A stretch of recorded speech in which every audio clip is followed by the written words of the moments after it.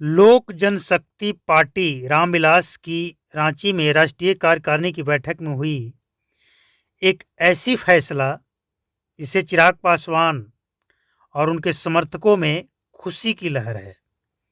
असल में एलजेपीआर यानी लोक जनशक्ति पार्टी रामविलास की रांची में राष्ट्रीय कार्यकारिणी की बैठक हुई। बैठक में चिराग पासवान को एक बार फिर से राष्ट्रीय अध्यक्ष उनकी पार्टी के लिए चुना गया है। यानी चिराग पासवान खुद प्रेस कॉन्फ्रेंस कर बैठक के अंदर लिए गए फैसले की जानकारी दी। उन्होंने बताया कि बैठक में उन्हें एक बार फिर से राष्ट्रीय अध्यक्ष चुना गया। एनडीए के तहत या अकेले जो लोग वहाँ मजबूत है वहाँ चुनाव लड़ेंगे, यानी झारखंड में चुनाव लड़ेंगे। एनडीए का हम लोग हिस्सा हैं, वो यह भी कह रहे हैं। और झारखंड में गठबंधन के तहत चुनाव लड़ेंगे। चिराग पासवान का ये इशारा है कि वह अकेले भी चुनाव लड़ सकते हैं और अगर गठबंधन में बात बन गई तो गठबंधन में भी चुनाव लड़ेंगे एनडीए भाजपा के साथ। उन्होंने बताया कि देश के कई ज्वलंत मुद्दों को लेकर कार्यकारिणी की बैठक में चर्चा हुई। एससी एसटी आरक्षण को लेकर भी चर्चा हुई। सबका साथ सबका विकास लेकर हम लोग आगे बढ़ रहे हैं। इसके अलावा चिराग पासवान ने प्रधानमंत्री के प्रति आभार जताया और कहा कि लोक जनशक्ति पार्टी रामविलास झारखंड में कई कार्यक्रम आयोजित करेगी। मैनिफेस्टो को लेकर लोक जनशक्ति पार्टी ने अपना काम शुरू कर दिया है।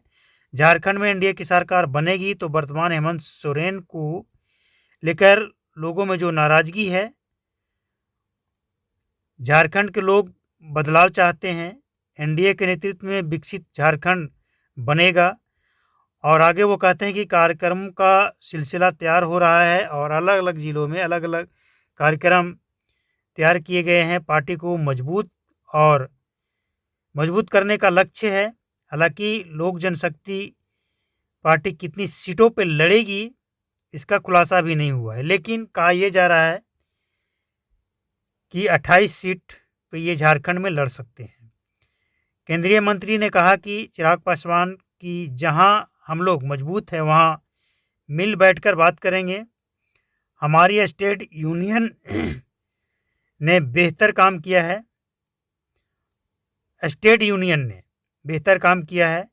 युवा महिलाओं पर फोकस है, यानी युवाओं पर और महिलाओं पर, यानी एम-22। चिराग पासवान ने बांग्लादेशी घुसपैठियों को लेकर भी अपनी बात रखी। जम्मू कश्मीर में कांग्रेस और नेशनल कांग्रेस के गठबंधन को लेकर भी उन्होंने बड़ी बात कही। 370 देश विरोधी ताकत को, धारा 370 देश विरोधी ताकत को हटाने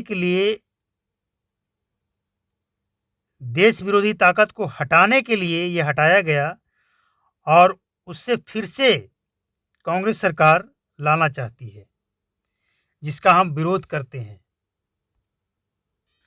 और चिराग पासवान के बारे में ये सबको पता है कि इनके पिता के निधन के बाद उनकी पार्टी में कलह हो गई थी। उनके चाचा ही पशुपति कुमार पारस चिराग पासवान के बीच दोनों में अनबन चल रही थी और पार्टी तोड़ दिया गया था, दो फाड़ हो गया था और चिराग पासवान से सब कुछ छीन लिया गया था। लेकिन चिराग पासवान हिम्मत नहीं हारे और मजबूती से जो कार्यकर्ता, जो उनके पार्टी के और नेता उनके साथ खड़े थे, उनको लेकर आगे बढ़ते रहे और आखिरकार बिहार में लोकसभा में उन्होंने 5 सीट जीतकर ये साबित कर दिया, क्योंकि 5 सीट ही उनको मिला था, और उन्होंने जीतकर साबित कर दिया कि असली एलजेपी पशुपति पारस नहीं, रामविलास पासवान की पार्टी ही असली एलजेपीआर है।